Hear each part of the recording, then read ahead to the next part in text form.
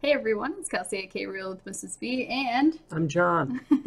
and I am not telling you this at our end of the month budget review. It's kind of a surprise that I actually got paid out for July and August for my job.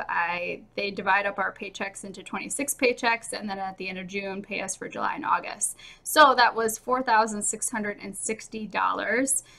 And with the end of the month payment I would make for June, along with what we have in our car fund, we decided that we are just going to go ahead and pay off those student loans, and we will be done with baby step number 2. So here I am in Great Lakes, which is where all of my student loans are in.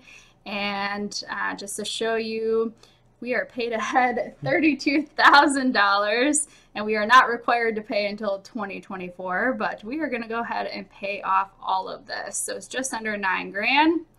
So I'm going to go ahead and go to pay off account. Are you sure? Yeah, I think so. And it says pay on today, but we weren't going to probably see it until hopefully before 4th of July. Are you aware that you have a scheduled payment? Yes. I'm going to use my checking account. $8,976.12. And we're paid off.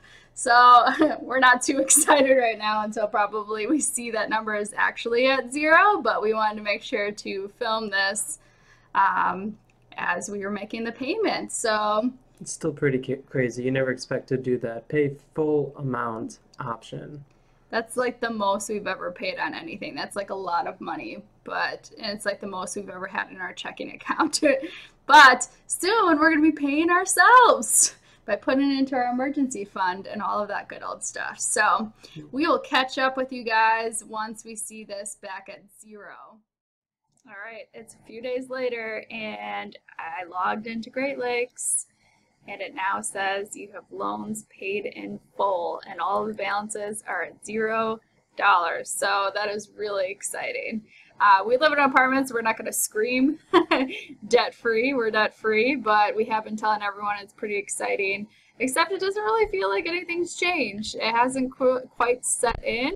And there's a lot of things that we want to save for, so I don't think our budget is going to be drastically different, but it is going to be really nice not to pay those big payments towards debt every month. So let me update you on every dollar. So first off, in June, when I did my budget review for you guys, I didn't put in the amount that I got paid at the end of the month because I wanted to pay the debt and then show you guys. So actually I got paid for June or July and August, like I said. So my income was like $7,100, and we transferred the $3,400 from our sinking fund for the car fund. And so we ended up paying a total of $10,939.06 towards our student loans in June, which paid it off. So back to my sinking funds then, our update, well, actually I'll go to the debt snowball. Update, I put the $10,939, sorry, that's the dishwasher, in here. That was 79% of our income in June, and that means that we are now at 0. We paid off $65,049.08 worth of debt, pretty much all student loans, a couple credit cards in the very beginning, but they had small balances. And this year we paid off a total of about $22,500 of student loans. So that's really, really exciting. And then to update you guys on our sinking funds, which I think I'm going to take out at least 2 of these in the future, just because I think we can afford them a month-to-month basis, that we don't need to be saving throughout the year for them. But so you can see I took out the $3,400. That leaves us about $600 still left in the car fund, which is a great start.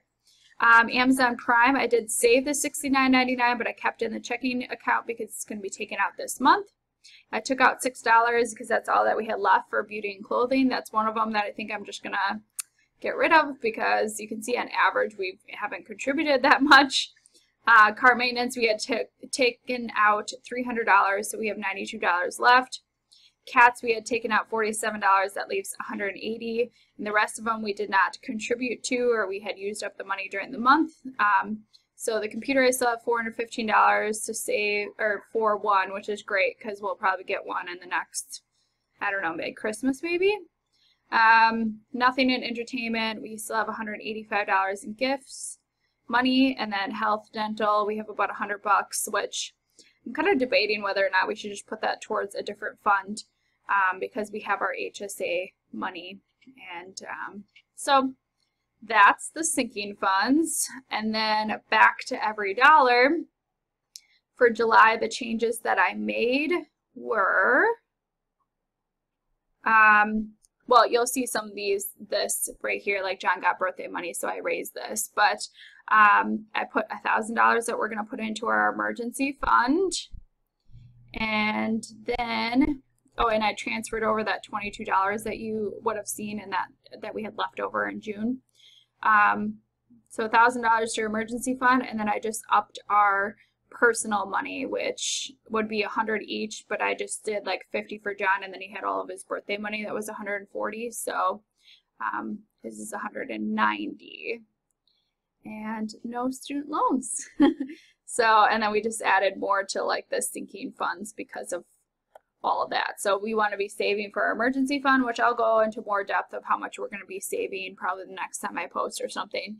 And then we want to be saving for like a car and mortgage and things like that. So that is updating you guys on everything. Please let me know if you guys have any questions about our journey so far, or questions about finishing baby step 2 or going into 3, or if you guys have any advice, if you finished up 2 and if you felt the same we are feeling, that would be really reassuring. But otherwise, I'll catch you guys soon in my next video. Make sure to subscribe if you haven't already done so. Bye.